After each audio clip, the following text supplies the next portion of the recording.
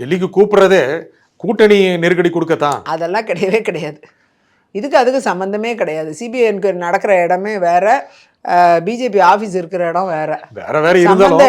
பேச்சுவார்த்தை நடத்தி யார் நடத்த முடியும்? சிபிஐ அதிகாரி என்கொயரி பண்றவங்களா பேச்சுவார்த்தை நடத்துவாங்க? பின்னணியில பிஜேபி காரங்க கூப்பிட்டு பேசி சான்ஸே வரீங்களா இல்ல இந்த மாதிரி வேற ஏதாவது கார்னர் பண்ணலாமா அப்படின்னு நினைக்கிறேன். அப்படிலாம் கிடையவே கிடையாது. இது வேற அது வேற, விஜய்க்கும் நல்லா தெரியும். அதனால யாருமே எந்த அலிகேஷனும் பண்ண முடியாது. அப்படியா இருந்தால் அதை எவிடன்ஸோடு எடுத்து போட்டு இந்நேரம் எஸ்டாப்ளிஷ் பண்ணியிருப்பாங்க இல்லையா? ஸோ இன்றைக்கி இருக்கிற அரசியல் ஹாட் சூழ்நிலையில் நிச்சயமாக இதெல்லாம் ப்ரூவ் பண்ணுறதுக்கு எவ்வளோ நேரம் ஆகும்? ஈஸியாக ப்ரூவ் பண்ணிடலாம். அப்படிலாம் அழுத்தம் கொடுத்துருந்தா அதெல்லாம் கிடையவே கிடையாது. அவங்க தரப்பில் அது விஜய் பதில் சொல்லட்டும்.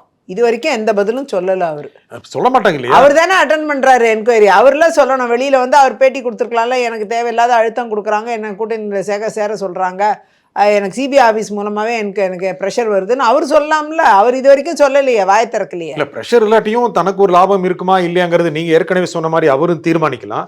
அவருக்கு லாபம் இருக்கிற மாதிரி பிஜேபி ஒரு பிக்சரை காமிச்சு பிஜேபியுடைய வட்டத்தில், நான் வலைங்கிற வார்த்தையோட பயன்படுத்த விரும்பல, அந்த வட்டத்தில் இணைந்து கொள்ளுங்கள் அப்படின்னு விஜய்க்கு ஒரு அறிவுறுத்தல் கொடுக்கலாம்ல. இப்போ இவ்வளோ நாள் தெரியாமலா இருக்கும் அவருக்கு எல்லாமே தெரியும் இல்லையா? அவர் தானே முடிவு எடுக்கலாம். நம்ம வட்டமும் போட வேண்டாம், வளையமும் போட வேண்டாம். அவரே முடிவு எடுக்கலாம். He knows what is good for him. அவர் இந்த எலெக்ஷனில் ஒரு சாதாரண ஓட்டு பிரிக்கிற ஒரு சக்தியாக மாறிடக்கூடாது. அவரும் அரசியலில் வந்ததுக்கான பிரதிபலன் என்னங்கிறத அவர் பார்க்கணும். அப்படிங்கிறத அவரோட பெர்சன்டேஜும் ஓரளவுக்கு நிதானமான ஒரு பெர்சன்டேஜாக இருக்கணும் அப்படின்னு நினச்சாருன்னா அவர் திமுகவை ஆட்சியிலிருந்து அகற்றக்கூடிய எல்லா சக்திகளோடும் இணைந்து பயணிப்பது அவருக்கும் நல்லது தான். அந்த அணிக்கு வரணும்ங்கறீங்க, பிஜேபி அணிக்கு இணைந்து பயணிப்பது.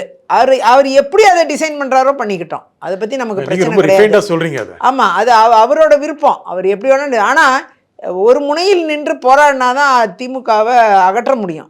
இல்லைன்னா அது சாத்தியம் இல்லைங்கிறது அவர் புரிஞ்சுக்கணும்.